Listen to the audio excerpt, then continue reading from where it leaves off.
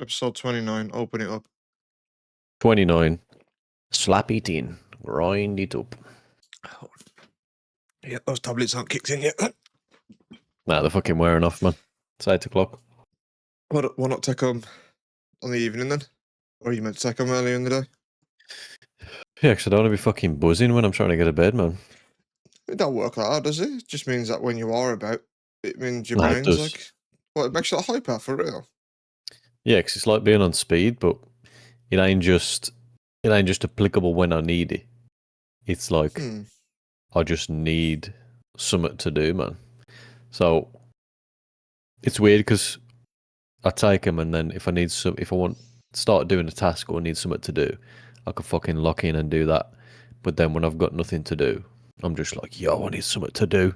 Like my brain's in fucking find something to do mode, and it's Yeah. hard to just commit to relaxing or just sitting still. So when I'm on them, my brain's just fucking flying, man. It just wants to get something out. It just wants to do something. Yeah. That's kind of how it works when I spoke about, I think it was last week, about how I sort of took up microdosing just kind of on accident, and it ended up being, but that's what it's like when it's like when I'm awake, is that not that I'm fidgety, but my brain is like, yeah, I've got enough processing power for you to just cram some more shit. And if you want to just cram some more shit in, so when I am like chilling, I'm like, yeah, I just want to watch a TV show.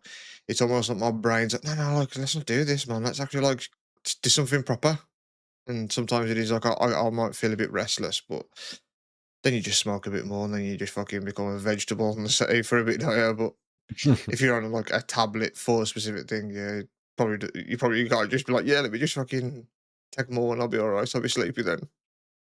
Yeah, because personally, I'm easier to relax when I'm not on them, even though I'm fucking pretty hyper and just wanting. Yeah, you still fucking want something stim to do. yourself out, man.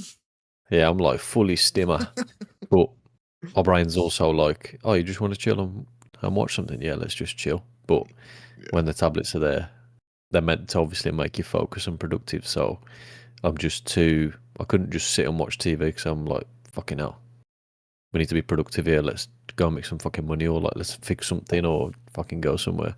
What happens if you So smoke yeah, while you're on them? Does it cancel it out? I don't know. Not really. I don't think I've tried it because I do 8, 12 and 4. So the effects are wearing off about 8 p.m. Oh, you have to have it 3 times a day? Yeah. Okay. Because I chose the short release ones.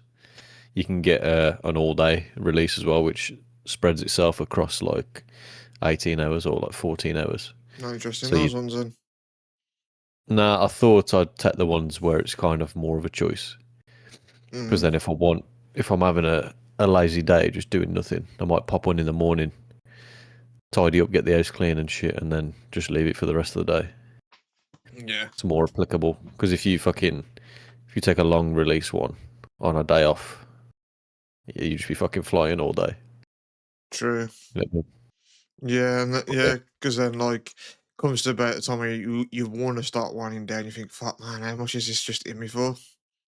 And you gotta wait for it to like calm down for you to just chill out. But you could just be like, oh, I'll time it so my last one that I'll take is a big window when I know I'm gonna be settling down type of thing. Yeah, it makes sense. I'll be interested to see what would happen with me if I took them, if I would benefit from them as well. Like if it'd do anything to my brain or to me. Yeah, it's definitely productive, and you can see a marked difference. But it depends what kind of person you are, man. Yeah, I've never been people probably don't know what we're even on about here, but you've got like ADHD, so you take fucking you've put yourself back on tablets to sort of focus that in because it's like studying and shit now.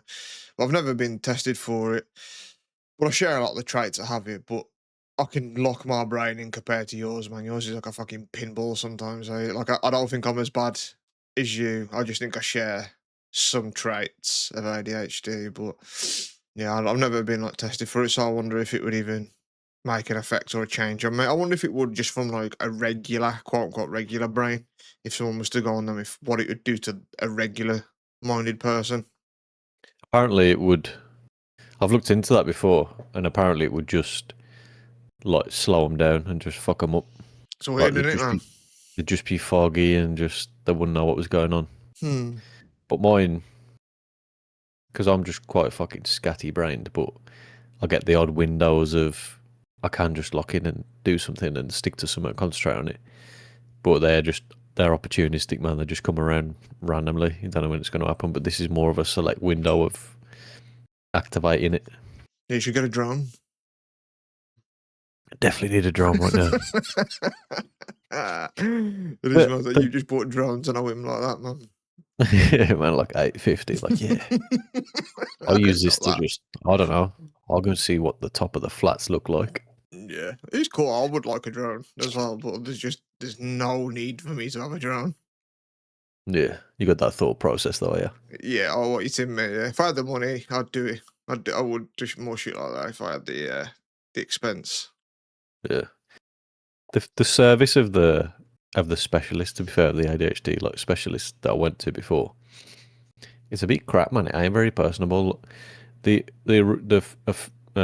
initial appointment, they get to know you and fucking because it's for the diagnosis, so they get to know you, ask all your symptoms, and ask you scenario-based questions, and do you have trouble doing this and doing that, Yeah, and then they give you the diagnosis on the spot. Like, yeah, it definitely sounds. Obviously, I had that fucking significant. yeah, yeah, significant fucking symptoms, but beyond that first, because it feels like, yeah, this is kind of a therapy kind of setting. She's getting to know me and we're talking back and forth on that. But then from there on, it's just, yeah, we'll give you the tablets.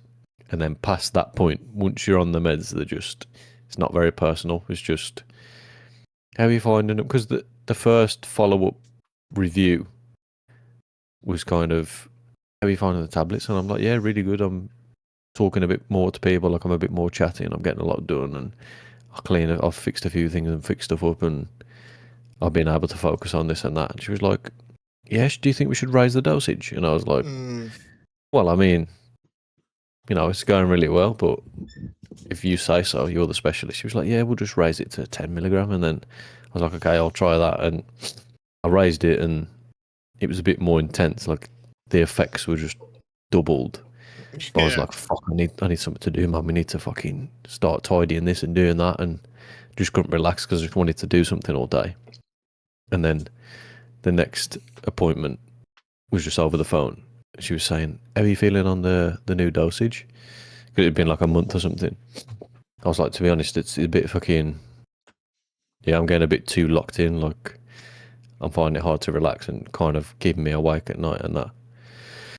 And I just need something to do all day. I just can't chill. I really got to find something to do. And she's like, "Yeah, let's raise the dosage then." I was like, oi, oi. "Man, what?" And then she was like, "Yeah, take like 2 10s in the morning, Two and then tens. yeah, so like 20 mil as soon as you wake Mm. up, and then another 2 10s to follow up like midday and then afternoon." I just thought, like, you ain't taking anything on. You're just arbitrarily just saying, "Yeah, let's just raise it," like with no fucking thoughts behind it. So two things there. Do you think then, because you might be the most ADHD head pinging person that I personally know, and then you might even be the most ADHD head pinging person that you know of as well in your personal Oh life, yeah, maybe. Um, so when you are on like the smallest dose and like the highest dose makes or like the next step up, not even the highest dose, do you think, fuck, ping you some other people's heads, man? Because if I'm only on this, what are all some people's like? And then secondly, fuck, I missed my point. Secondly, I've woke up 30 minutes ago. yeah, I did wake up. You could probably tell, man. I look a bit puffy in the fucking face. I did have a fucking other point there. Oh yeah, do you think that you want to be taking them and then be on like therapy? That's what it sounds like. Is that you want a bit of a more personable chat around them while you're on them, rather than just like, yeah, is that good? You like it feels like you want to. talk about it more and go in depth with it a little bit back and forth? Or do you It just think like felt a you bit. want therapy then? No, I don't think I don't want anyone to talk to or anything. But it just felt if this is we, it's a specialist environment and I'm being medicated, so it feels like it should be more personalised. Listen to what I'm saying and give me your best judgment on that. Where it kind of just felt like fucking when you just go to the doctors and say I'm a little bit sad, and then you're just out the door with antidepressants in 5 minutes, and you've never took a tablet before, but you can just get the fucking SSRIs just chucked at you like, yep, you've got that. See you later. It's like it's Yeah. not very. It's just medicate you and fuck you off.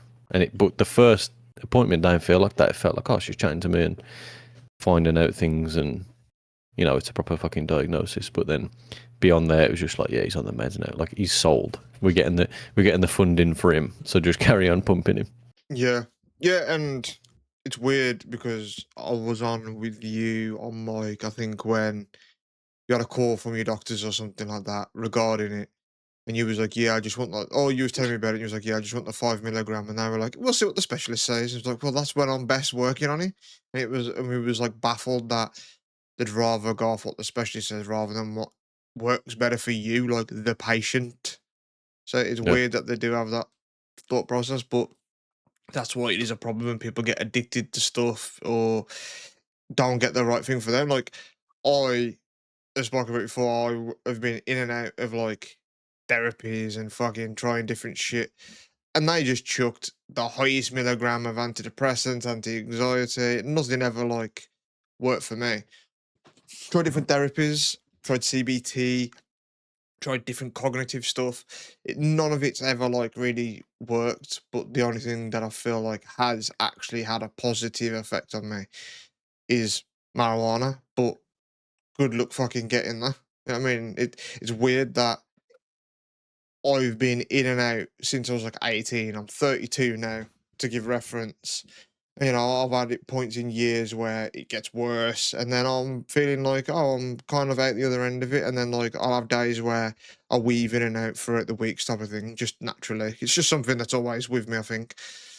And no matter how many times I can go there and say, I want help and I need something that fixes this, they would never like, I would never have found my sort of fix, which is marijuana to me, because it's illegal, and they'd never go, "Oh, that works," because it's forbidden in this country, and it just seems dumb that I had to find my own fix. But to them, they were just like, "Give him 50 milligram of this," and it's like, "Oh, just all it's doing is giving me a bubbly stomach, man. I'm just shitting every like three hours, like." Is there something more? Like, I'll give it 6 weeks, and in 6 weeks, like, you're just not shitting anymore. But I just felt nothing, like, literally nothing. It numbs you. It ain't like a fix. It's just, let's just shut your head up. But that ain't just like shut the bad thoughts up or whatever. That shut everything fucking up. And like, man, so you just want me to be a vegetable rather than like fix me? It's like giving a kid an iPad at a restaurant rather than like playing with him or talking to him and just, calming him down the normal way. And like, oh, what do you want? Like, let's just see what you want. Oh, he just wants to play. Like, let's play. It's just like, yeah, he's an iPad. You know what I mean? It's the easy fucking yeah, shut up, and it's fucked. yeah. And I think the majority of people with low neuroticism that just take that and can just fucking la di da the way for the days, but you're feeling yourself more, so you're thinking, man, I know this is just dumbing me down, and that ain't what I want.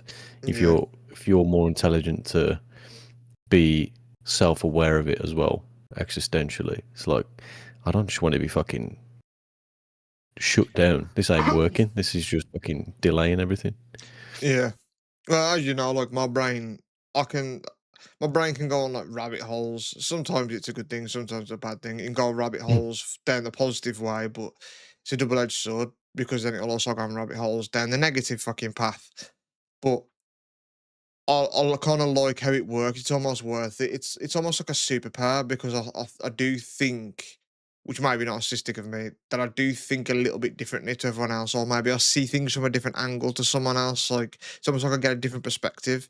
And when my brain isn't doing that, when I was on like fucking antidepressants, it was just numb, and I was like, like I don't think about things anymore. Like I don't. want to know what's on the other side, or I don't really feel spiritualistic. Like I'm not really in touch with anything. I'm not pondering. I'm not wondering. And I was like, I don't want to be like that because that's not me. Like I am someone who questions things and likes to find things out. Or sometimes I have quite a profound thought. I'm like, that's kind of a cool thing I thought of there. Like, and when my brain weren't doing that, I was like, I'd rather deal with the depression than deal with just numbness, man. Not even thinking about anything. Like I at least want to think and ponder. I just Just on couldn't a just do it. just on a straight road, just fucking plodding along. Yeah, just zombieing throughout the day, just on to the next. Like, nah, I want to like have little breaks here and then, like really just think about shit. I don't know, like but some people, I guess, just that's all I want. Just shut the head up and then let me just carry on. And if it works for some people, it's fine. But it was never the answer for me. Like antidepressants and stuff. I can't remember. It was a whole deal with my ex a few years back. I'd say like over 10 years ago at this point, where like I just come off them. And I told you I was like I'm just quitting cold turkey, and I was on like, the highest milligram, and even like the doctors and stuff were just like, don't quit these cold turkey. Like we'll have to sort of Uh, like dose you down before you come off them. yeah, I kind of remember it as well because we were on PlayStation as we always fucking were, or Skype or whatever, and your alarm went off for them, and you just went, "Yeah, fuck it, I ain't taking them today." And you're Yeah, like, "I ain't taking them anymore, fuck it." And you told me first, and I think you've been off them a couple of weeks, hadn't you? And then she asked you like, "Oh, you taking them?" You're like, "Yeah, I am. Been taking them for a bit." And yeah. she like went a bit mad, did she? Kind of understandably because she saw like my ex, for anyone wondering, she saw like how fucked up I was mentally at the time. So if she assumed that these things were like kind of helping me, and for me to like be off them to her, it's like, oh, is that something I need to be worried about? And then you're gonna like just fucking disappear. So I kind of got it, but at the same time, like I was on 50 milligram of them for months, and I just I quit was cold kind of turkey, and I I felt was a bit nothing. excited, man. Yeah, I was Yeah. kind of excited. Like, yeah, like that ain't you, man. You fucking, I want you back. You know what I mean? I was kind of excited to just get the boy back out the shell again. But that's also how I knew that one I knew I'd be fine if I quit cold turkey. The only difference is that I'd be like, oh, I don't have like a fucking bellyache half the time, and I quit cold turkey and there was zero side effects. And I was like, oh, nothing's different. Like I was taking them and just feeling a bit shit. Like that's how I knew it just weren't for me, man. And that's the thing, man. You fucking people get routined in, and obviously had an alarm set to take them, and people just you just think, well, I'm taking these again, and just swallow them, and you ain't dialed into your own feelings. You're just taking it without thinking. I like to Yeah, I like to try and be aware of how I'm feeling, man, and if stuff's working, even with diets and stuff, what food you're eating. Pay attention to just how you feel and like, oh fuck, I ate pizza last night. I feel shit today. But then you just eat fruit and healthy shit for a couple of days, and I I can't pay attention. I'm like, yo, I got loads of fucking energy, and it's because I've just been eating fruit and healthy shit. I feel good. I'm going to carry this on. But people just keep popping them. Don't think about how they feel and just expect it to get better. But yes, yeah. I've speaking of that because I've started football up. It was like my second game this week. The first week, I must have tweaked my like hip or like my back or something. But I don't know if I did it in game. It's just when I tried to get out my brother's car, I was like, oh, there was like a mad like shooting pain down like my left side, and then like it just felt a bit stiff going into it. I was like, oh, I don't know if it's gonna go like in the game, and it didn't. But because I knew after the first game that I was a bit like I weren't stiff in the legs or anything to be fair, but I was like just physically tired because I just haven't even moved properly for about a year. Um, that I started doing like I just went on YouTube and started doing some like stretches and some flexibility stuff, and just like not it ain't been every day. It's been like every other day, and I'm like, oh, I need like I can tell like I need a good stretch, and obviously stretching is good.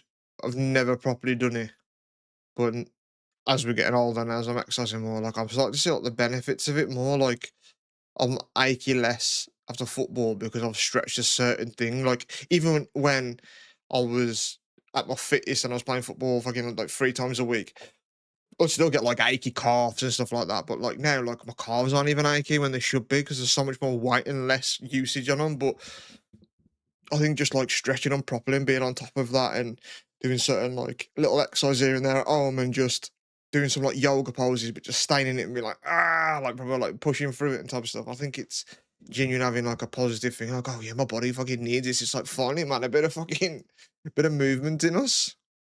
Yeah, because if your muscles are so unflexible and just tight, if you start using them and yanking them and stuff, they're not ready to be stretched out.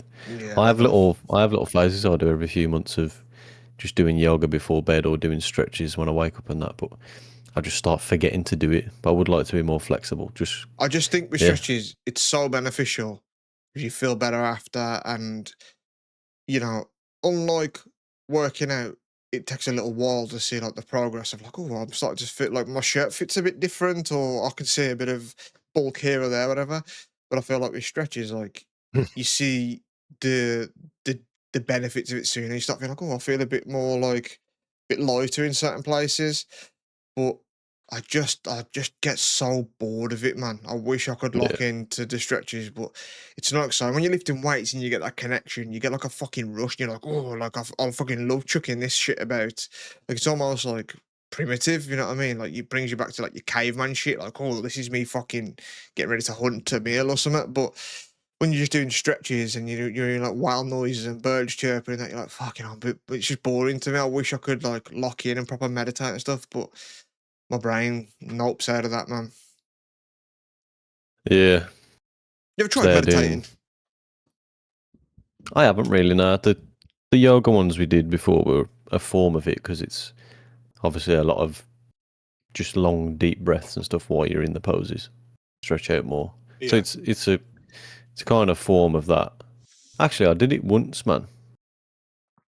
I think I told you I did it a few months ago, and I just don't know. I was in a weird mood, and I thought I just want to fucking kind of chill for a second, cheer up, and I meditated, and I just tried to as vividly as I could just imagine walking around Japan again. And I just had my eyes closed, and I was just breathing, and I was in Japan, man, and I was just fucking walking around, just proper lucid, like proper fucking locked in. And I was Yeah. like smiling and stuff, man, because I was just walking into places and reimagining stuff. And that was a nice experience, to be fair.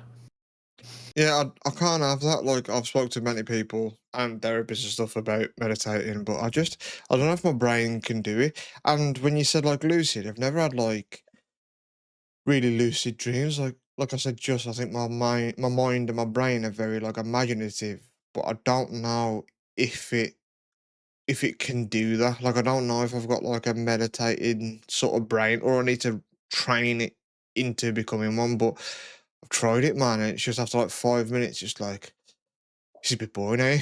Like I can't switch my brain off to just be like accept the peace and quiet. I don't know. Like my brain doesn't shut up that way, man. It could be that you just feeding yourself media so much, videos and podcasts and shit. Your brain's like, I don't want to make up my own stuff. Like, put the content in me. I don't want to make it up. So maybe you do just need to push through that and Maybe fucking make it I work. have thought, to be fair, because I throughout my day, a regular work day, let's say, like today's a bit different. I mean, you went out and stuff like that. So if I'm going out and doing things, it's less. But if I'm at home, I'd say whether I've got these headphones on like I've got now or my AirPods in, I'd say like 95% of my day, there's something being blasted into my ears, man, whether it's music, audio book. And I do think like one, it's kind of been like again, like marijuana, like the fix for my brain. Since sort of having AirPods for the past like 5 years, or whatever it's been, that's been like a big game changer for me to then like consume media that way. But I do wonder like if I just had a break, like I had like a weekend where there's none of that and I'm just in the woods and it's just with nature, if it'd be like, oh, that's actually detrimental to me, really. Like I thought it was like a fix or but maybe it was more just like a cope. I don't know. But I do think that the way it was before compared to how it is now, I don't think it would be beneficial to just not have that again. Maybe for like ear bacteria, it might be fucking more beneficial. Maybe I'll have cleaner ears because of that shit. But yeah, I don't know. Like it's been a game changer. Like last year, just in podcasts alone, I showed you that my Spotify Wraps had like 55,000 minutes of podcast listening to, man. in 1 year. I did the math on that, and it's 30 days. That's a month of just pure listening of the year, man. Just podcasts, not even music. Like, that's insane. I'm the same. I'm the same, man. The second I'll probably say the minute I get up for 2 or 3 hours is probably the most I don't have any content. So I might get up, have some breakfast, play with the kid, take him to school. But then it's straight on just videos or music or podcasts. I don't listen to much music. I'll probably start my first hour is probably music, and then it's straight to podcasts and that. But yeah, then I can podcast for if I'm at work, just 8 to 10 hours, and then get home, start cooking, put a podcast on to cook with, and then put the TV on to eat with, and then maybe come on, play some games, and then when I go off, I'll put YouTube on to get to sleep with. Mm. But I do sometimes, I've said to you before, I've been on the motorway driving, and a podcast's just ended. It's just finished at the end. And I ain't had a chance to put something else on, or it ain't auto-played or whatever. And it's been silent, man, and I've been driving for like 10 minutes, and my ears are just getting a little rest, and I think, it's kind of nice to just be quiet, man. But then I think there's like a little FOMO kick, man, where it's like, you need to get some more content, man. Well, you've got the chance. I don't know what it is.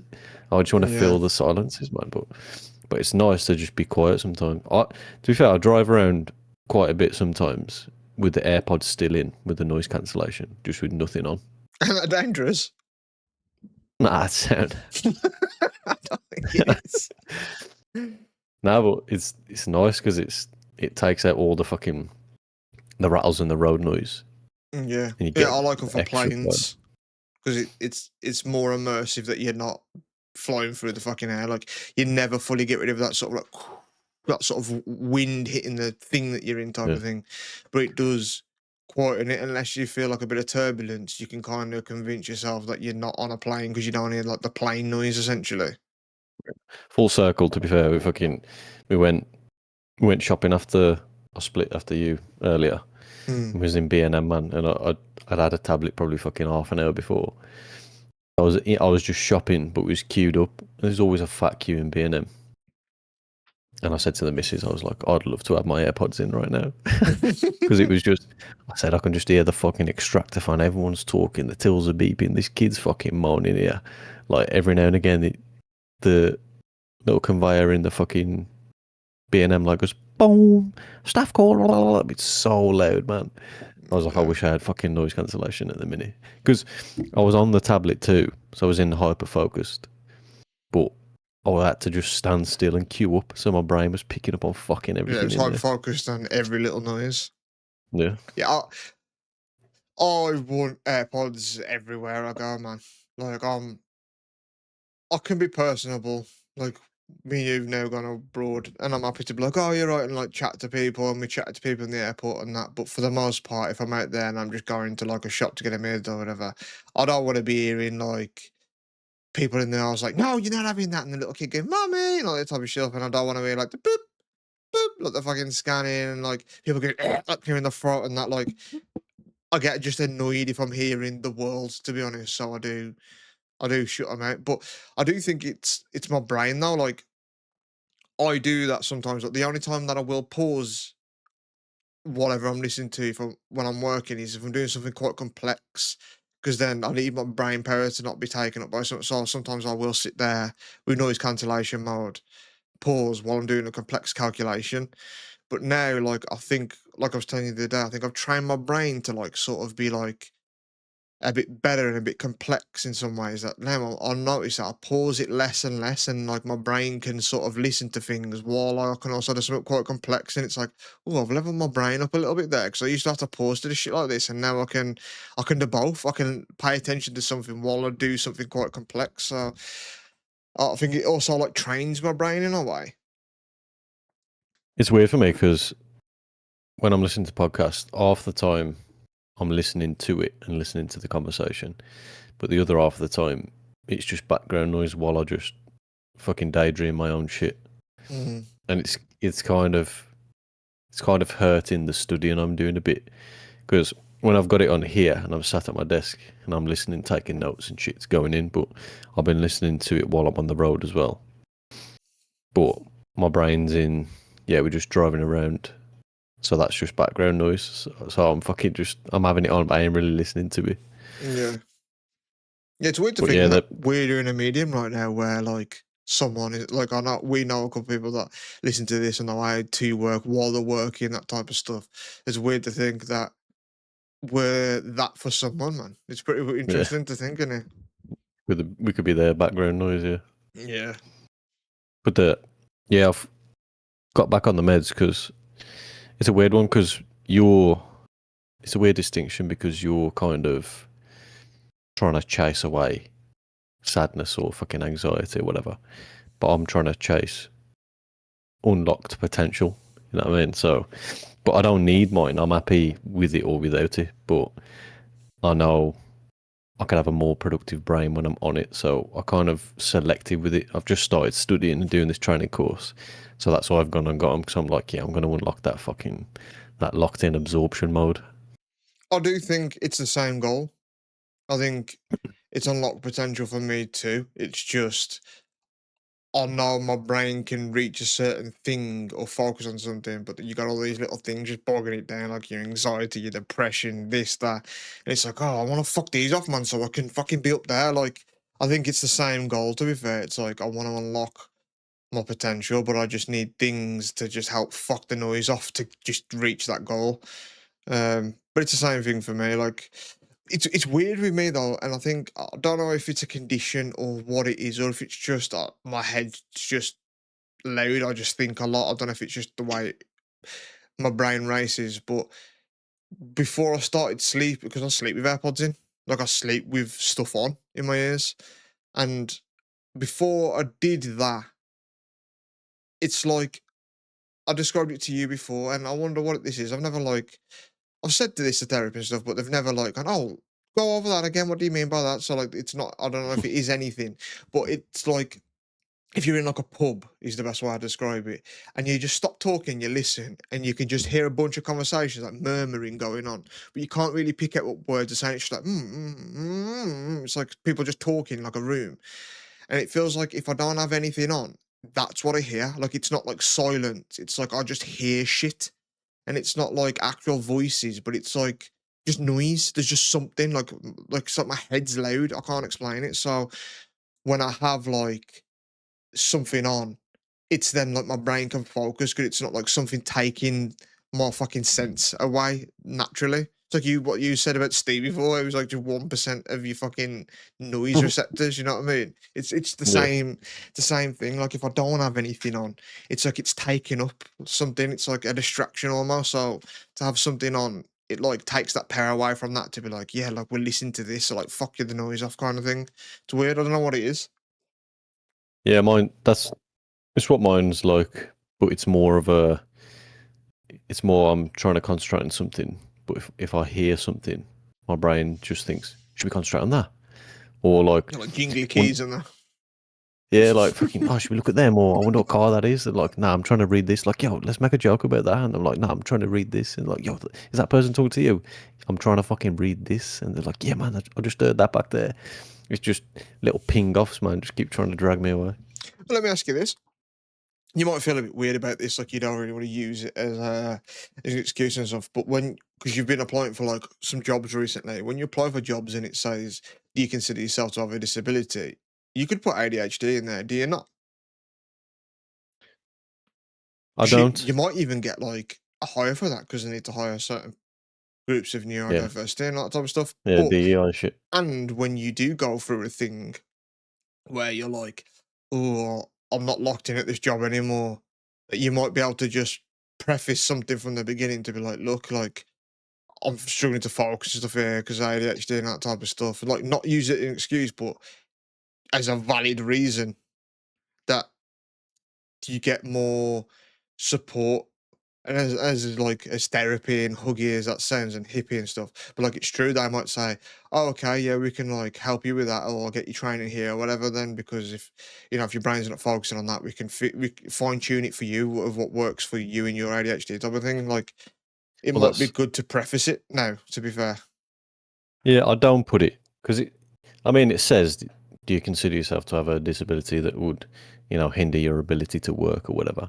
And I do just think I ain't gonna put it in there because I can just crack through it Yeah, because most you of don't the see time. it as a disability, but But yeah, they do and I can acknowledge it. just I can just crack on most of the time. And it's if I tick yes, they're just gonna think, oh fucking hell, like what we're gonna have to deal with here. I Let's just think get a I normal do visa. think that about putting shit like that in there. But But again, it'd be nice to be in an interview and just say to them, look, if you can fucking focus me properly, I'll be a weapon. You know what I mean? If you can yeah, make it work, I'm the fucking one. yeah, yeah. One of the things about I think in my work at the moment is the reason why I'm kind of soaring at the moment in my field is because of that. So like I had a conversation with my boss. He took over like my team. Like we know this, but like people might not know. Like he took over my team, and because I was in like I'd only been there like a month, and I already had an interview for like a different department of that team. So when he came over and took over my team, he was like, "Yo, who's this guy who's already got the foot at the door, man? Like, who's this motherfucker?" And then apparently the perception on the team then was it just seemed like I came there and it was like, yeah, fuck this place. I'm going over to do this data shit instead. But he spoke to me and he just said, look, that's the word on the street, but I want to speak to you sort of man to man, see who this person is rather than hear people's word for it. And he said, like, just don't bullshit me, man. Like, we're here to help you and you're here to help us. Like, it's your job at the end of the day. And from that day, like, I formed like a bond with him, and I'm like brutally honest with him, like I am with all managers. But he gives it me back. Like I've never really had a manager that is as transparent as he has been with me, and I think we've built like a mutual respect. So when I have hit like a wobble, whether it be a mental fuck or just a day where the shit they're giving me I'm struggling with, I go to him and I just say like the manager and I say, yo, bro, like I need help with this. Like this is stressing me, man, or this ain't the way to do it with me. Like, is there any way to break it down where like I can really digest it and that? And he's been good at sort of figuring out what works for me because he understands that people learn differently. And since he's sort of like fine tuned how to teach me to do stuff, I've fucking been smashing it, man.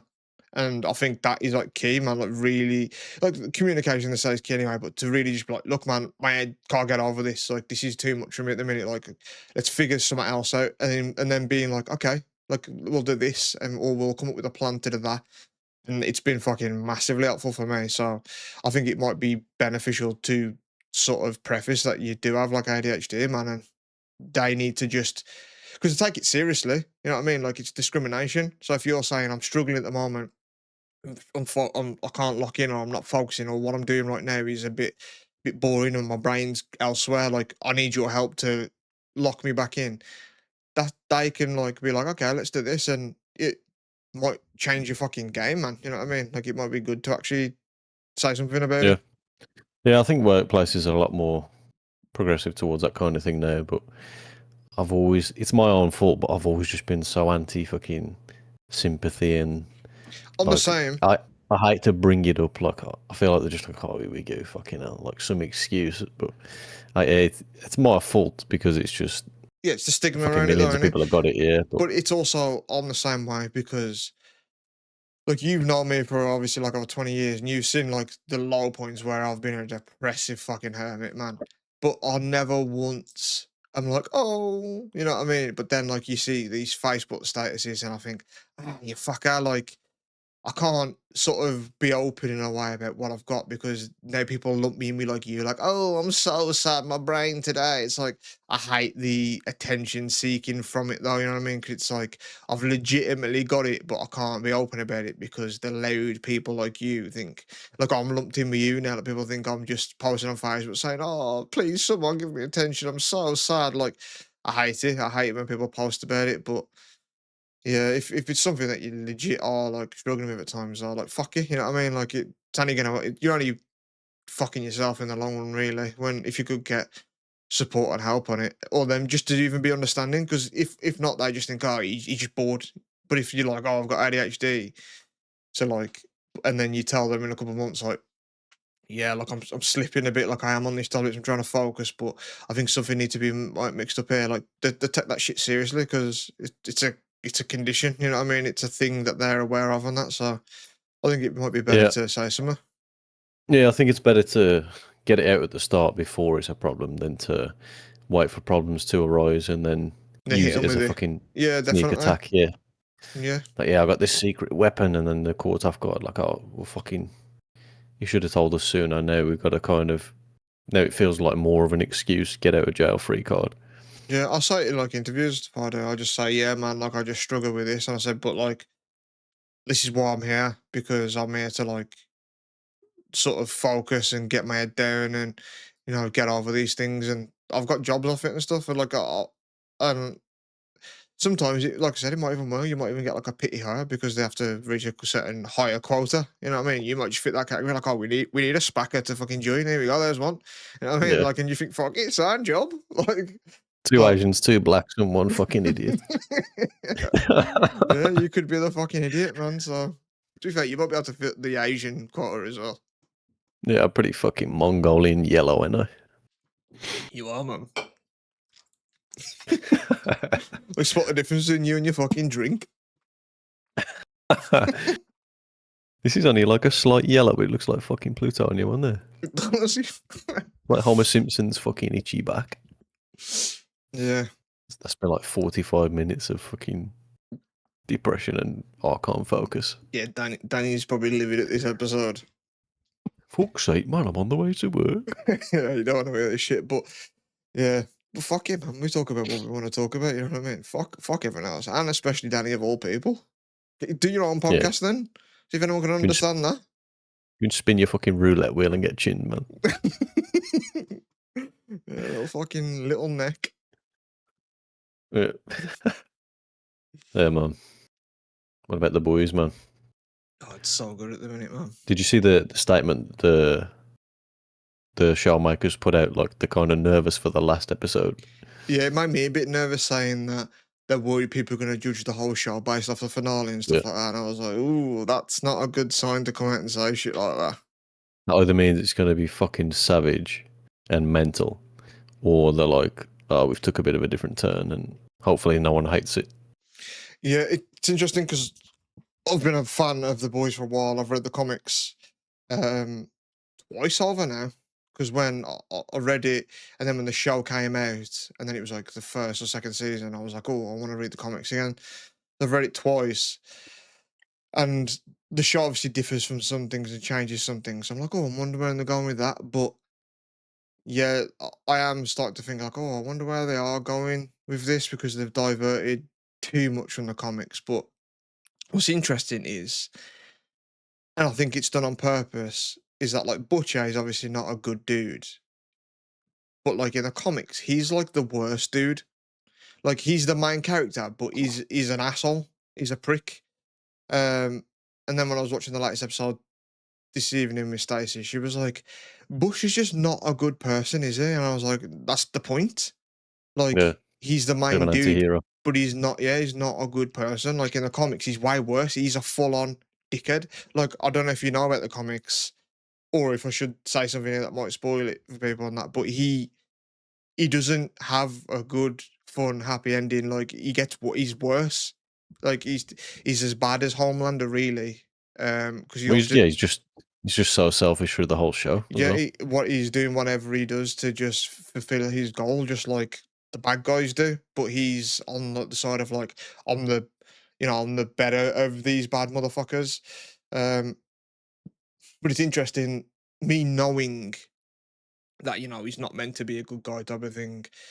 And then her being like, yeah, like he's not really a good dude, is he? I was like, well, yeah, like he's not. But I think the show's so good, man. I am nervous about how it's going to end. Yeah, it's a weird one because you obviously do like him as a character and being kind of the main character from the start, but it's a different. He's just a cunt all the way through, and he's just always selfish, no matter who he fucks over. But it's a different arc to like Walt in Breaking Bad, where he's innocent and likable at the start, and then you get invested into him, and then halfway through the show, he's like becoming a nasty fuck and becomes selfish. But you think, but you got me liking him, and now it's hard to dislike him. But yeah, with Butcher, it's just like this guy's just a prick. But it's just funny to watch him rampage around being a prick. Oh, he can't. Yeah, he's class. He's a class character. But yeah, like he's not a good character by any means. Like none of them are really. Like Huey's the kind of the good guy ish, but he still had to do fucked up stuff and like kill people and that because he's been fucked over. But I'd say he's probably the only sort of good person, and he's like questionable nowadays. Um, but yeah, like the comic had like a lot of big twists, man, and they did a whole thing with Black Noir, and then when they showed him in the show, I was like, oh, they're not doing the comic version of them, but I don't know if they're looking to do it again because there's like a weird thing to go going on with Black Noir again the latest season. I'm like, are they going to do it again? Are they going to fucking do this whole like twist that they did in the comics with him? So I'm interested to see what that's saying.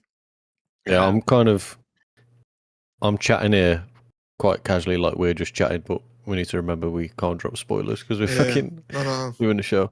That's why I didn't like say anything about like what happens in the comics and that. Yeah, I Yeah, was aware of it, but yeah, it's so good. But apparently, like I ain't watched the latest season of Invincible, and I know you aren't like into it, whatever. But apparently, like the latest episode has been rated like 10 out of 10, like everywhere. Like the latest episode is meant to be amazing, and it baffles me that you've not sat there and tried to. I know you gave it a go for like 20 minutes, but it's like The Boys.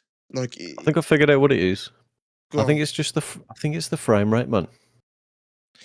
Yeah, I can see that It's, because I've been put off animes because of that. But I just want to say stick with it though, because it gets better, especially when there's like big scraps and stuff happening. Like it steps its game up. Like it it does get good, man. Like sick it fighting. feels like it's like 20 FPS, and it puts my eyes off, man. It's choppy to I do watch. get that because there's a big thing in Japan, like their biggest thing is like a guy called Ultraman. He kind of looks like Iron Man. You might have even seen him when you was fucking out there. He's everywhere. And they did like a show like a Netflix show of it a few years back where it's like 3D animated, but it kind of made me feel a bit nauseous like watching it because the frame rate was so low and it was like it's like ugly kind of. So I do get the frame rate being thing, but when shit is happening like the fighting scenes and people are getting murdered and shit, like it gets fucking sick, man. Like the stuff about the boys that you like and like, oh fuck, that's brutal, or that's fucked up, whatever. The Invincible has it all, man. Like it's just as good as the boys, but it's like it's just a cartoon. Like I recommend Invincible to you so hard, man. It's such a good fucking show as well, and the characters are so good. Like the difference there is that the main dude, Mark slash Invincible, is genuinely like a good dude. Like but he just has to do fucked up shit because he lives in a world where like super villains or anything, and he has to like kill them and stuff. So like The it's Omni such Man a in good that show. one. Yeah, it's his dad, Mm. and he's cool, man. Omni Man's a cool character, and because he's voiced by J.K. Simmons, he's got a cool voice. Like Omni Man's a really really good character, man. Yeah, I might try watch it on the road. Yeah, you've Not got to obviously watch it. not fully watch it, but have it on. It's there's a scene in the first season towards like the end of it where because I've never read the comics before this and I still haven't. I've like dabbled here and there, but I almost don't want to spoil where it's going in the show. Like I've kind of kept this one. Like there's been times where I'm like, I want to read something. I'm like, oh, maybe we should do Invincible, but I kind of prefer the show to tell me where it's going rather than have like preconceived notion. Like, they didn't do that in the comics. That's annoying. Like I'm letting the show tell me, and then maybe when it's done or whatever, then I might go and read the comics and stuff. But there's one scene that everyone was waiting for, like a famous, like the Walking Dead or like Red Wedding in Game of Thrones, like in the books, people are like, fuck, that's a big pivotal moment. Like, how are they going to do it in the show? Mm. And people are kind of eagerly anticipating them to do it. There's a scene in the first season of Invincible that people were waiting, like, oh, fuck, how are they going to do this? And when I watched it, I was like, my jaw was on the floor. I was like, oh, fuck, that was brutal. Like, I didn't see that coming. And then, like, people loved it and stuff when they were like, oh, they did it justice and stuff, that scene, that part. But it's got so many, like, holy shit, like, that's big moments in it that I think it's just such a good show, man. I will try it. I just can't imagine the depth in an anime, man. You know what I mean? Because obviously you just can't really display the amounts of emotion than you can in live action, and you can't imagine it having such a deep story, like gripping storyline, but you do talk it up with some energy. I think I probably used to have never really about cartoons, but I think because like it's not necessarily true because that episode of like Futurama with like Fry's dog, that's sadder than most fucking live action stuff I've ever watched. Like I don't I believe that it's just a different way to get the emotion. Like I think some things are best suited for anime because they can really portray it. Because if you was to do a show in live action, it would just look CGI and janky. Like the best way to tell that specific story is in that style because you can be crazy with it, you can animate it, and you can really show the emotion of some things because you can go, it might look weird to do that in live action. So I don't know. I think like anime and stuff, if it's done right and voice acting is obviously really important, I think it can like be better emotionally and physically to see stuff kick off because it can really portray the gravity of the situation because they can just fucking animate it there in front of you and it ain't gonna be like, oh, that looked janky, oh, that didn't look real, or that looked too shit CGI. It's like, oh, fuck. Like, if you can get immersed into it, like I said to you the other day, like, one of the best animes, man, is Solo Leveling. That's so good.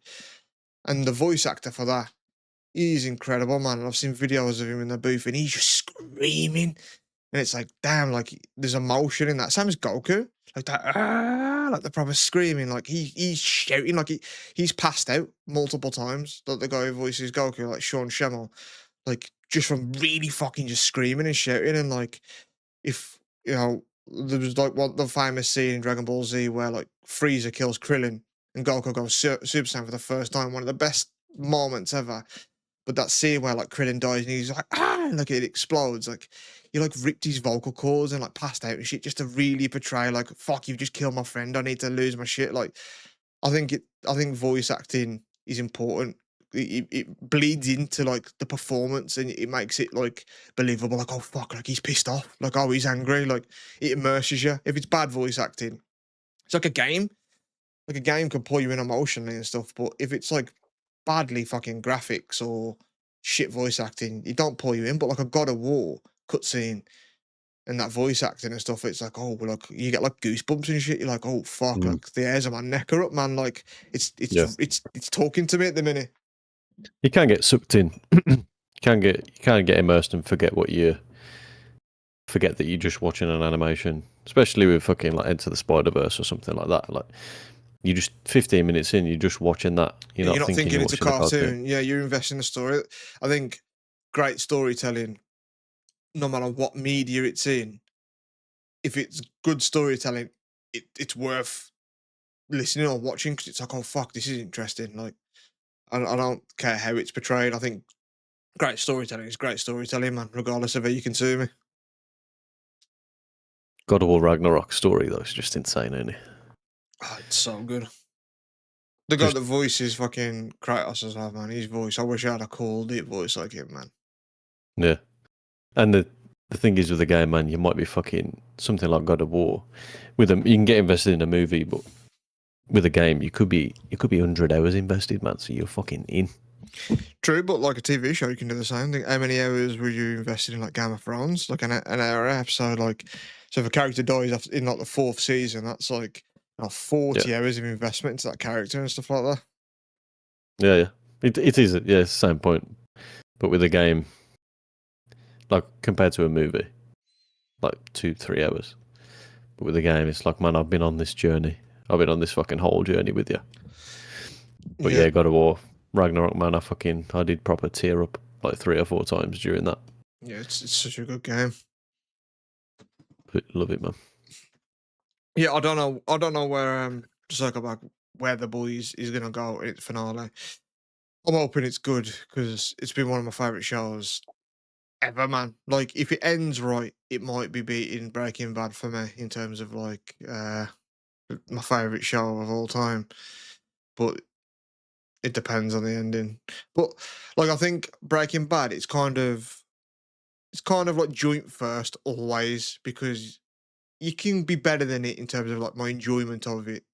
But it's such a solid show that I don't think it'll ever just not be like a place in number one just because through and throughout it's just great. You know what I mean? Like Yeah. I and I feel that way about if it was like you got to choose your favorite movie, but it had to be one. I don't know if I can choose one, man, because I love Terminator 2. That's my number one. But also, joint number one is The Matrix. Like, I don't think one's better than the other, but I love them both for the same fucking, like, oh, I love, like, Yeah. they just mean so much to me. So, like, I can't choose one over the other, but they're both, I love them for different reasons. Like, they're kind of sci fi ish in a way, but they're just so good in their own right that I couldn't say one's better than the other, but they're both number one for me, man. I think the way to pick would be if you had to choose, and the other one would get deleted. You could never watch it Oh, again. it's so tough. I think initially straight away, the first Matrix was in my head there. Like, I would get rid of Terminator, but then if I sit and think about like a good Terminator 2 is the Matrix might fucking go, man. Yeah, it's one of them as well where the film that you could just watch over and over again, man. Just never get bored of it. Like I'm happy to just fucking rerun The Matrix whenever. Yeah. It's so good. The first Matrix is so good, man. I could talk about the Matrix all day. I fucking love it, but I feel the same about Terminator 2. And I think the thing that I like about both those like IPs, those franchises, is that it's bigger than the films themselves. Like the universe is cool. Like the Terminator universe, like their future is the show bits of it where it's like these robots, like Skynet's took over, which is AI, and then humans are like hid away in bunkers, and these robots, there's a giant war, and they think, fuck, we need to send like a Terminator back to stop all this shit from happening. It's like the real story is just a war that's happening between like machines. It's like, oh fuck. But then you just see like, oh, then you only get like a little sliver of like really the bigger picture. And I feel like the same in the Matrix. Like you see like Neo, but like there's this whole Matrix and like the people before him and people that live in the real world versus not. And it's like the bigger picture is what's cooler to me. It's like just little bits of storytelling within that universe. I think it's so fucking cool, man. It's just the stoicism, mate, of the Terminator, man. When he's just walking, because he's a fucking robot, but he's just walking through shit and just talking to people, and he's just got that fucking sense of like, oh shit, like he's coming. Terminator would be fucking scary. And speaking of like cartoons and stuff, they did an anime on Netflix of Terminator, and it was set in Japan. So there's like a Mm. Terminator going around in Japan, and it's like a Terminator walking around like Japanese streets and stuff like that. And it's so good, man. Like, because it's such it's the same sort of like setting of like, oh, it's familiar, it's a Terminator, there's shit going on, but it's like in Japan and Japanese streets and stuff. And it's like, it's like it's extending again the world. Like they would be in Japan as well. Like a Terminator could just go to Japan, it could go to wherever. Like it ain't set to just America. And yeah, I just think it's so good to just see like Terminator would just be fucking scary, man. It'd be terrifying. Like there'd be nothing you could do about it. Um, but yeah, Someone it's in the so good, some wanker in the chat just said never seen either of them. which is crazy to me. Like the We've said Matrix more before. so, but We've said before Terminator, that yeah, that the age of watching the Matrix because it came out in fucking 99 or 97. I think it was 99. 99, yeah. So we were just 5 years old, and then special effects and just nostalgia of it, and the fucking hand-to-hand combat and just the bullet time and fucking man, just yeah, yeah, fucking just watching that at 5 years old, just insane, man. Yeah, I think both of them for me, like Terminator 2 was I wasn't even born when that came out. But I think I have a lot of love for like 80s stuff, as you know. But I think it's because growing up, I like obviously watched that. I didn't live in that era, but that is what I grew up on. That stuff, you know, like I like a lot of 80s things like Ghostbusters and fucking Back to the Future. Like I don't love them nowhere near as much as like the Matrix and Terminator and stuff. But I do have like nostalgia from like I think that's why I love Stranger Things so much. 'Cause it touches on that sort of 80s and 90s sort of era, and that's like the shit that I love, man. Like I love that like I don't know the aesthetic of it all. Like it's like I lived the 80s, but I didn't just because everything that I watched as a kid was 80s stuff. Um, but like Terminator coming like 93, and there was scenes in that today, like they still look okay. Like you got like Avengers Endgame where you look at Thanos and you think, oh fuck, like, that looks so good. Like again, you watch it for a while and you don't even think that you're watching like a CGI person. It's just that's Thanos because he's a scary purple twat. But there's some scenes in Terminator 2 that it literally won awards for because of its practical effects and they just look good. Like there's this one scene where like Sarah Connor, she has like a sort of she has like a visualization of like the nukes dropping and the machines taking over, because that's what fucking Skynet does. It hacks all the databases of and just send nukes everywhere and then causes like a nuclear fallout. That's what it does.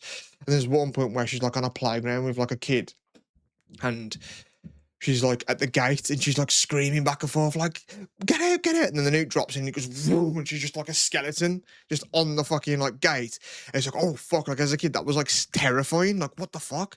And like now, like visually it still looks cool. And just to see that as a kid, like it's like you don't see nukes like that in any media even still today. Like it was quite revolutionary for what it did. And even like there's a scene where like those banks in like LA, like the Hollywood sort of like big thing, and he's Yeah. like Arnie's like driving a truck through there after like, and it, like the T1000 after like Arnie, and he's on his motorbike, and it's like it's actual effects, like the truck's getting blown up and stuff. It's not like CGI or anything.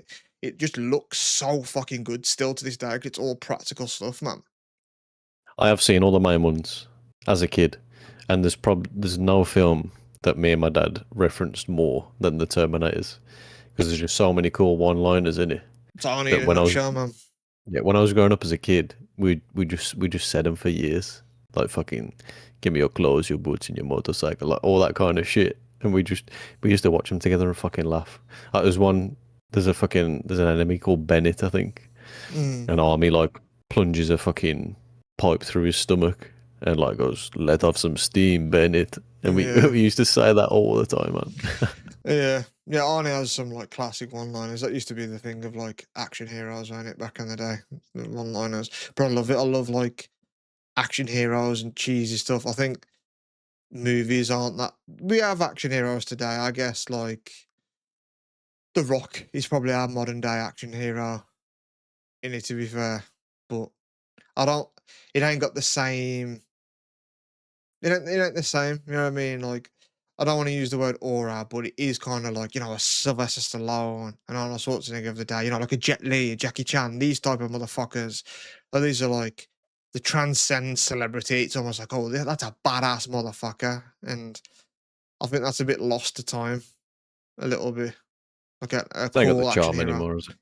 Nah, look, The Rocky's definitely like a cool dude. Like I do like him a lot and stuff like that, but it ain't like, yeah, it ain't an Arnold Schwarzenegger. That What motherfucker, can I say mm, except you're welcome? yeah, you know what I mean. Like you don't get Arnold Schwarzenegger doing like musicals and stuff like that. Yeah, Instead, he smokes fucking cigars and just becomes governor of California. Like, that's a bad motherfucker. just gets double footed in the back and just goes, "Yo, what was that?" And he cheated on his wife with his like maid or whatever. Like he had a kid with his mate, and his maid was not good looking at all. And it's like, yo, that's prime Arnold Schwarzenegger. He had probably had his pick of all women, but he thought, I'm gonna fuck the maid. You know Just what I mean? cause, man. Slinger, one little tip. And you just know she was like, he was like round his house and she was like cleaning up and she was like bend over under a table picking some up, and he was like, I'm gonna get me some of that I am at some point. Yeah, You yeah. know it? And it's Fuck Arnold it, man. Schwarzenegger. Who's saying no to prime Arnold Schwarzenegger, man? He must No, have thought, no man, person. me. Yeah. Yeah, I think it's a bit. I think it's a bit lost. I think I was watching someone talk about something the other day, and they're on about like how some people perceive to be kind of cool and mysterious, like the Beatles and like Elvis. It's like, oh, there's something. Look, there's a star power there. There's something the cemented in time as like this cool person, this musician, this game changer. But I think a part of that is because they weren't like a TMZ and people just paparazzi just in their life all the time and social media. Like I think you just knew less about these people, so they seemed cool and stoic and off on their own. And like when you would hear about them, it'd be because they did something fucking cool or funny or random in like an interview or a film premiere or something. But now it's like someone could tweet something out and you think, oh, I don't like that guy anymore. You know what I mean? I feel like that sort of mysticism with celebrity is also not a thing anymore. Where like, oh, that's a cool celebrity because you know everything about the fucking person now because of Yeah. podcasts and things like that and their own interviews and stuff. Yeah, the immersion's gone a little bit out because it's all so routine to just pump movies out and fucking be In a on good sets and way, it's like you humanize them. You see them as people now. but they used to like more than that. It used to be like better than people. It's like a celebrity, but now it's a good thing because you're like, they're a celebrity, but he's just like me. You know what I mean? He's just a regular dude. He's just like me, which is a good thing ultimately because you don't look at them as God's gift, and that's also probably good for them, like to give them the ego of like, yeah, I'm a fucking celebrity, I'm better than you, because you get those people too. But I do think it was probably cooler where it was cool to be a celebrity. You know what I mean? It's like us, man. We're on 20 subs now, but we're still down to earth. You know what I mean? Yeah, 20 fucking subs. I watched an interview actually with The Rock, and they ask him, you might have seen it, it's I think quite a famous clip or interview, and they say like, do you remember what it was like not to be famous? And he says like, I do. He said I was quite young, but I do remember it, yeah. And it was like, and then before like the interviewer could say something, he said, but I do get asked this at times, and I've been asked like, do you miss it? Do you miss that you can't just walk into like a mall, or you don't have a normal life? Like, he was like, my life is, I've got to go through the kitchen, I've got to go through the back door, I've got to leave this way. He was like, that's my life. I can't go to regular places and stuff. And he said like, yeah, it's whatever. But he said like, but do I miss it? No, because when I do think about the times where I weren't known, it was like no one gave a shit. Like, not he was like, not that I need people to be like, oh, I love you and all that type of stuff. He was like, but people do care. Like, I get nice messages and people are happy to see me and excited. And then like, if I just have a selfie with someone, like that person's like beaming, and like just my presence there has made that person's day, maybe even life, because they love me so much. And it's like, but when I was younger and weren't famous, no one gave a shit. And like, I was broke. Like, my life was miserable. So to say I miss it, like, no, like I'm happy to go through like the back door of a kitchen and all this type of stuff just because my life's in a better place. And I thought, man, it's rare that you see that with someone, because they might be like, yeah, they might do some fake humble stuff and like, yeah, I miss being, a regular person and that type of stuff. But it was like, nah, like I'm a celebrity. Like, that's the shit I have to put up with. Yeah, I can't walk into a mall and I have to call ahead a lot of places like, oh, the Rock's coming, by the way, let you know. Like, but what was it before? It just broke and no one knew me. Like that, we Yeah, would prefer that. yeah. Fucking God, I got to go in through the kitchen entrance because everyone out there fucking loves me. Yeah, like Oh man, like it's got to be tough being a celebrity. I watched Piers Morgan talk to Cristiano Ronaldo, and they say like, "Would you give up the fame in a second?" And he was like, "Absolutely." And like, imagine being Cristiano Ronaldo famous, oh man, like the world knows him. Like, people in the absolute slums that have nothing probably know of Cristiano Ronaldo. Like, he's world famous. He's the most followed person even on Instagram still to this day, I think. Um, so I can't imagine what fame is like for him. Like, he can't do anything or go anywhere without someone like hassling him or trying to get him on a podcast, or you know what I mean. Like, think of the shit that's thrown his way every day. But I bet he wouldn't give it all up for an actual second, because when no one gives a shit anymore, then you're like, oh fuck, I had it good, man. it's meant to late though that you can't blend into 8 billion people. Yeah. Can't even blend in. I bet even fucking the inhabitants of Sentinel Island probably run up to him with a pen, like, "Yo, Yeah. Cristiano, sign Yeah, my rock." I can't imagine, because we have no idea of like any touch of fame. Like, but then imagine just being on like an EastEnders. You get some people now and again. Like, we went to Costco earlier today. If I was like on EastEnders, I might get one person being like, "Ah, man, you're on EastEnders. Oh, can I get a picture?" I'm like, "Yeah, sure, whatever."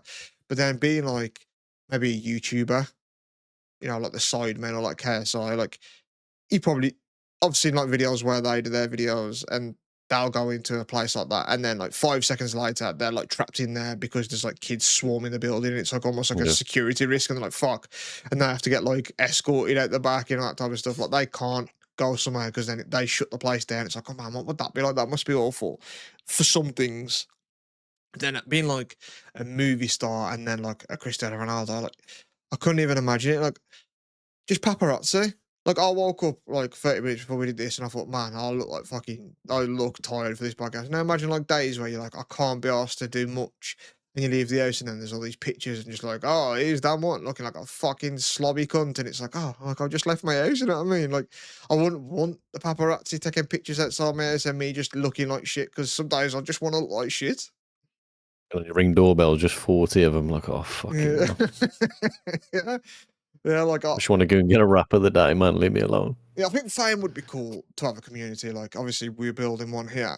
and to have like a community of back and forth, I think would be pretty cool. But I think I think even like I've heard YouTubers and streamers and that type of stuff talk about like the good old days when it was like manageable, like you recognize the people that come in your chat and you have back and forth. It's like, oh, I know that dude, but when it comes to like, 100,000 and your chat's fucking flying, it's still nice and financially it's nice. And, you can just chuck a question out there and have a real good like back and forth in your community, but it's less intimate. And I think they probably miss the glory days of it being smaller sometimes, you know what I mean? But Well, I've had it on a minor level, but obviously I make the car videos and I hang around with people from the community of that car. So naturally, I mean, I'm the fucking probably the one with the most views that does videos on that car in particular. So if I go to a meet with just those cars, there's a good chance that 2 or 3 people up there are going to know who I am because they watch videos on that car, yeah.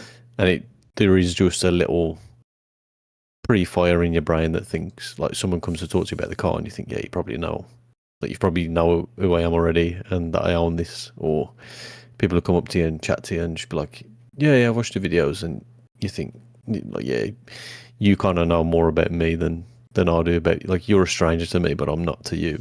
Yeah. But you have to have that little feeling of, is he coming up just as a random or does he know me? Yeah, it is weird to think I would deal with fame because I don't know. Like I'm quite a self-deprecating person, and I feel like I'd have mad imposter syndrome. You know what I mean? Like I listen to Q from Impractical Jokers. He has a podcast, and sometimes they'll talk. It's very rarely they'll talk about Impractical Jokers. He doesn't really like talking about it, to be fair. Um, but when he does talk about it, or they'll ask him like a question, like how he has to deal with certain things. It is interesting to see, like, because he's quite a huge celebrity. And Practical Jokers really like they're huge now because they're just super super famous because it's on all the time everywhere and people love them because it's such an easy show. Like people with their families watch it, but he talks about it like he doesn't think what he does is like amazing or great. He just does a TV show with his friends. But then he says like he gets messages and like for years, like he does like meet and greets at their shows. And he'll just get someone coming up to him like crying, hugging him and saying, "Oh man, like I watched your show and my brother was dying of cancer and like your show was the only thing that like brought us together and like we laughed for days and like you made it easier for us and it made his death like manageable and all this type of stuff." And like I couldn't imagine someone just saying that to me, man. Like, I don't know how I would react or how I would feel. I'd be like, fuck, I just do a show, man. Like, it means nothing like that to me, but it obviously means that to other people. So I don't know how I would feel in those scenarios. Like, I don't know if I'd even handle it well, man. Yeah, because it's the awkwardness of, similar to taking a compliment. It's like, yo, just chill, man. Take the energy off me, man. Yeah. Just leave me. I'm just normal. Yeah, I don't do compliments. It is a problem, I think. Not that I even think that I don't like deserve them. It just makes me uncomfortable. Like I'd rather you fucking say something horrible about me. I don't know. Yeah, I I try and just be like, oh, thanks, man. But sometimes people will say, fucking, oh, I like your tattoos, and I just go, you're alright, are they? Like Yeah. I play it down myself, like, yeah, man, they're alright. Yeah. Yeah, I don't do compliments, well, man. I never have. But yeah, should we You look fucking good wrap it today, up though, man. here? Yeah, Yeah, cheers, let's man. lock it off. Yeah, episode 30 is next time, man, which is quite bad. What should we do for you? Probably record and talk. Just something around the number 30, man. Oh man, yeah. Remember when we turned 30 like 17 years ago? Yeah, I Yeah, I don't don't remember it. know. We always do this where we discuss it on mic and then it might not happen. So I don't really want to say like, yeah, the next episode is going to be this because then it might not be. And then if someone's looked forward to that, then they're going to be disappointed. I'd But you, zoom in on Google Maps within a 30-mile radius. Throw a dart at it, and we have to go there. like that short notice is only a week away. Just record the pod there. Just Yeah. being Tamworth, like, yeah, man, just fucking. This is John Street. Yeah, I mean, it would be quite cool to do that, like, in the world. Except if you Oh do it, you're yeah, like, fuck, I ain't going Russia though, man. yeah. If fucking Hormuz Strait or whatever it's called. Yeah. Yeah. Come on then. I don't. Shut Yeah. up. I don't know. I don't know what we're gonna do for it, but it's a big deal. Episode 30. So we'll think of something. Maybe we'll come up with like a fucking game or Yeah, we'll just log on and record it like normal, man. yeah, we'll just do that. Sweet, So peace. man, peace.